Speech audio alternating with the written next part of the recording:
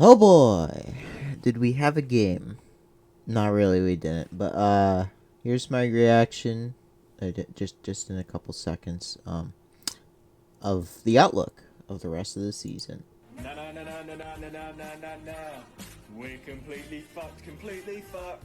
We're completely fucked.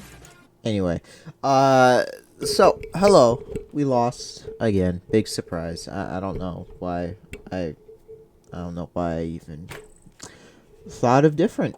It looked like we could have came back. No, nah, fam, you can't come back. Will you? The Packers? Oh wait, they didn't come back. Ha, I got them. Anyway, so what happened here?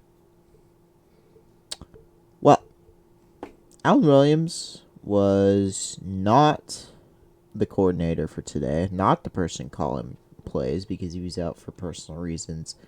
Nate Davis also out for personal reasons, and some other players got injured on the defensive side during the game because Floridian heat, for frick's sake, 108 degrees. It felt like out that no one should be outside. I will say this: it is an unfair advantage for Florida teams, but that's not why we lost.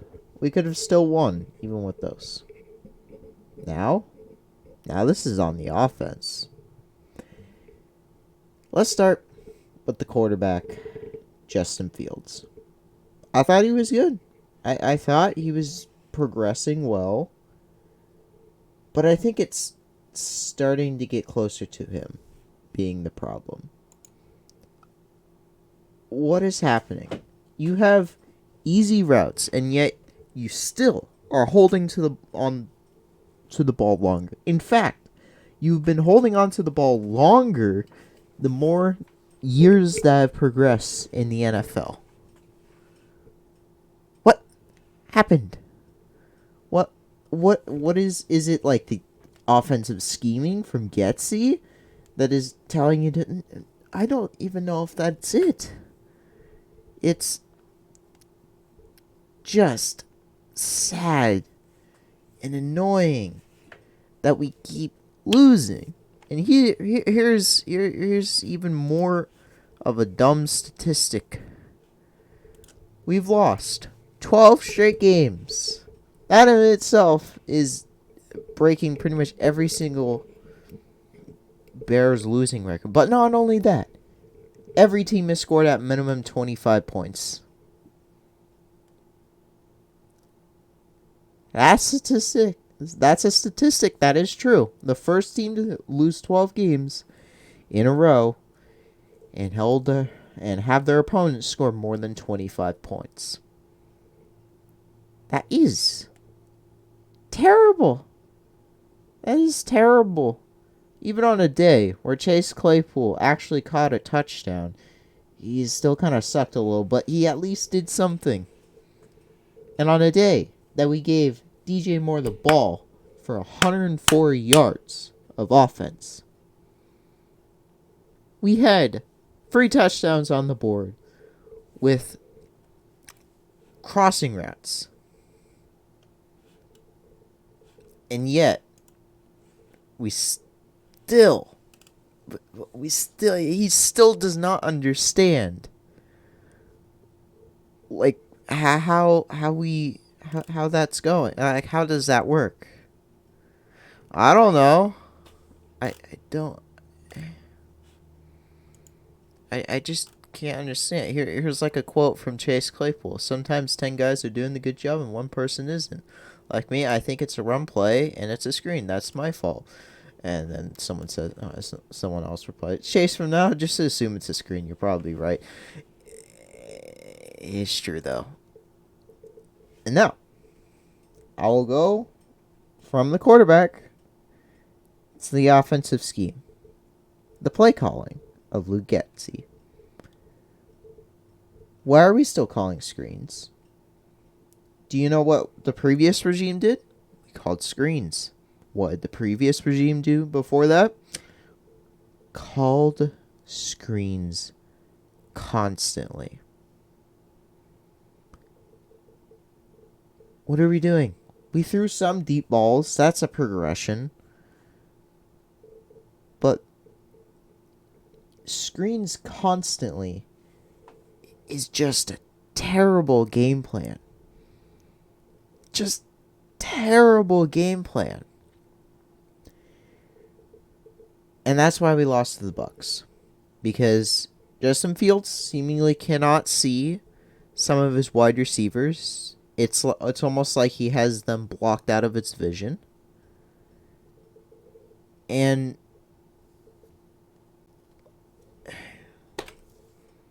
like, bruh. It's just maddening. It's just maddening that we have to go through this. What seems to be another tank. At least with the Browns, they intentionally only won one game and had 0 players. We have won 3 games in the past 2 years, and we have players now. We can't win, and at this point, we're going to be 0-3, heading into a match against the possibly 0-3 Broncos. And I don't even know if we can win that. We're going to get demolished by the Chiefs next week if we don't change anything. I thought we had a minimal chance of winning that game. Now I have no faith in this team to win this next game. I'm sorry. I really want to believe in this team to win a football game. Last time we were actually at the Chiefs, I was there. I don't know why the hell I was there. I think we just got some free tickets from some rich guy with season tickets. But I was there, and we led a comeback for a win. And that was the last Chiefs loss of the year. So I don't know. This situation is terrible because we missed out on a chance to get Bryce Young. However, if we suck harder than the Cardinals, which they pulled out a loss today, and if we get Caleb Williams, sure, that would be great, but what are we going to do with Justin Fields? We traded all that up with the Giants to get nothing. Sure, the Giants wasted that 20th pick on some garbage. Oh, actually, I forget who was it. Let me just look up the 2021 NFL draft. All right, it was Kadarius Toney. Anyway, but that next year, that next year's draft. Oh boy, that next year's draft. What did we give him? What did we give Evan Neal?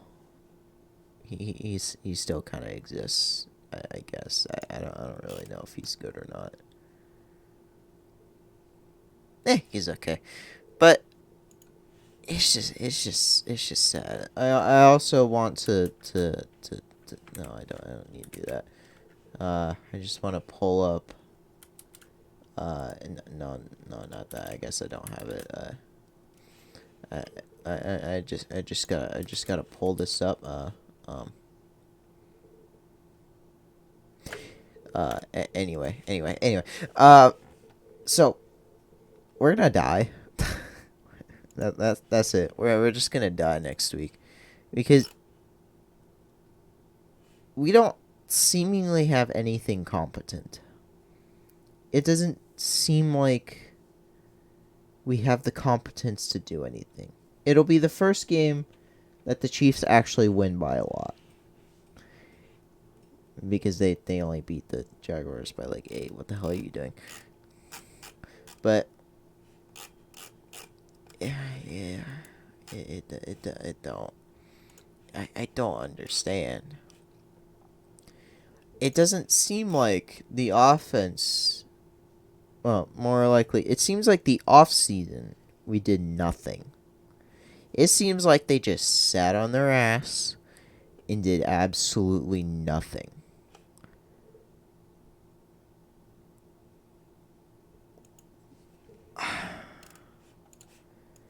This, it's just terrible. I don't understand why. I don't understand why this keeps happening over and over and over and over again. And at this point, we've already been pointing the finger at it, but it's ownership. Obviously, it's ownership. It's always been that. But players and coaches can turn this around. We've seen it happen before. Stan Kroenke, one of the worst owners in the NFL, gets a Super Bowl ring by throwing money at everything. And by committing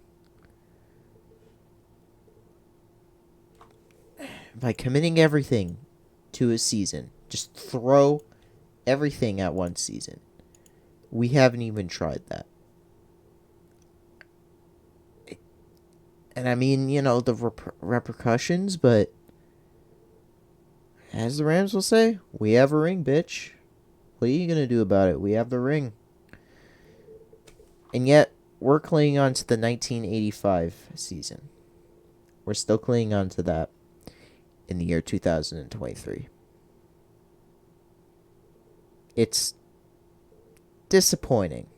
It really is disappointing that a team that has over 100 years of history has not completed anything of noteworthy in my lifetime. And I know my lifetime is not as long as others, but it's still saddening. It's still saddening to see that the peak of Chicago Bears football was when I started to exist in the year 2006. It's saddening to me.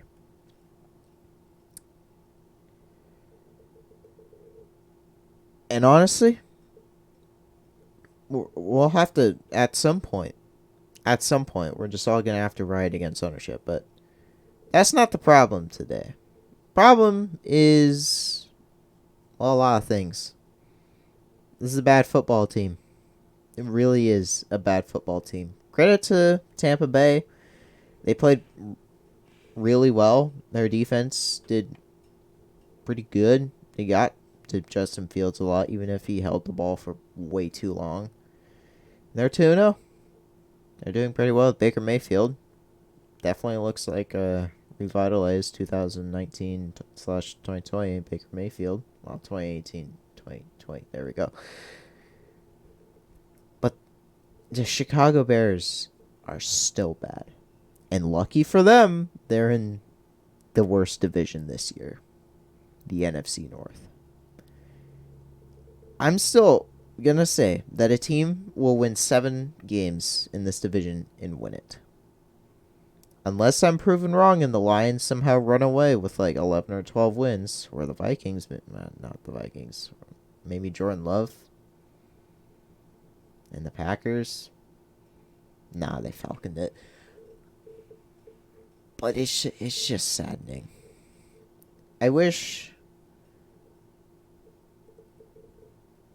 I wish we could win. I wish. I really do wish that we could win. But at this point, if we're getting outperformed by Joshua Dobbs and the Arizona Cardinals, then that is a failure on the organization, the coaching, and the players. You are a team that is intentionally tanking for the number 1 overall draft pick for next year to maybe get the rights of Caleb Williams. I don't think... it really is sad that we're being less competent than the frickin' Bidwells.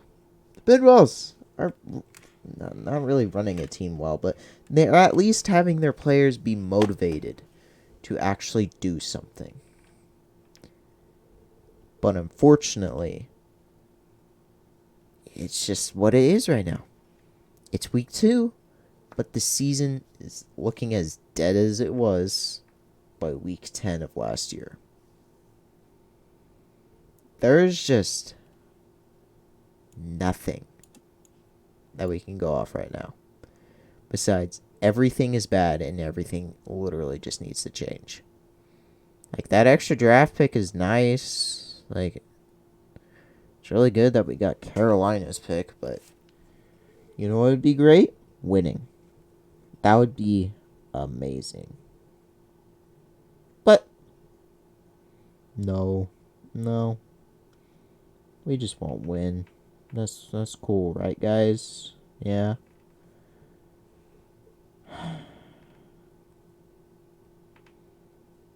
Just, like, what happened? Like, what exactly did this lead to? All of that off-season talk, all of those off-season moves, what did it lead us to? Nothing. I still do not understand why people ever shit talk. I just can't understand it. You cannot shit talk as a team who went 3-14 with a coach. It doesn't look the greatest. Like, it just... It's just terrible. That... It's just terrible. The play calling, the players, and ownership. The fact that things were leaking out of ownership, saying that they were furious after one loss. Wow. Just wow. I truly cannot believe that you are going to be mad after week 1. I truly was. But I still felt like that maybe, the Packers were, they were much improved. Like, minusing Aaron Rodgers, but, like, they improved. They're a young football team that has a lot of will to win. And there was things that we could fix. The only thing that we fixed at this point was giving the ball to DJ Moore, which was good. He got 100 yards, which is pretty rare for a wide receiver, but that seemed to be the only change that we made. We still didn't let Fields throw the ball downfield. Fields still did not see players catching the ball. It's just a disaster. It's just a disaster. And it's unfortunate that we're labeled as a premier team of the National Football League. It would be better if we were just part of the pack of NFL teams, like what the Saints are going through, or what other teams go through. But we're at the forefront because Chicago Bear might. We still have fans that talk about the 80s. We still have fans that talk like that happened just last year. But last year was the 3-14 season, not 1985. And it seems as if the city of Chicago peaked at that time. But honestly, that's just what happens. It happens. But the failure for the past 40 years is just sickening. really is just sickening. And when you can't have a good, when you can't even have a mediocre offense or defense, you can't even cobble together something that can be to the caliber of mediocre. When you can't do that, you shouldn't really be that good. You shouldn't be good. You should be forgotten as a football team. But since it's Chicago, it's going to keep being put on the forefront. And it's just going to stay that way because we were founded over 100 years ago when the NFL started as an APFA. But I have faith things change. Once Virginia McCaskey dies, then we'll get there. Anyway, what's her age? Virginia Hollis McCaskey. How old is she? 100. 100. And yeah. Once she goes, the way of the queen, I just hope that they sell the team. If not, then nothing's going to change until they sell in many years, which will probably be never. Even when people were saying that things would eventually fizzle out, it hasn't. I mean, the Blackhawks, they were pretty much waiting for their owner to die, but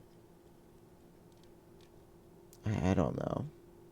I don't even know if the Bears will change because of that. Because there's because the people who are currently running the whole organization, it's not her, it's her son.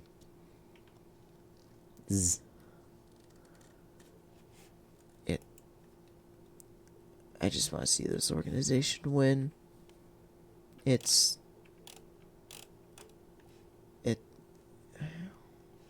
fun. And now people are talking about Fields' trade value, which that's just not going to happen. Either we keep him or we cut him. There's no trade value for him at this point. So it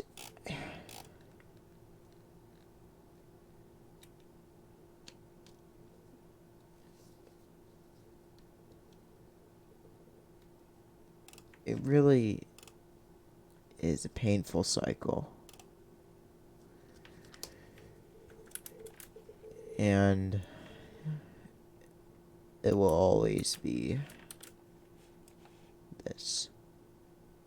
Anyway, thanks for watching. I hope you enjoyed. Probably didn't, but leave a like for my sadness. And I'll see you guys next week. Goodbye.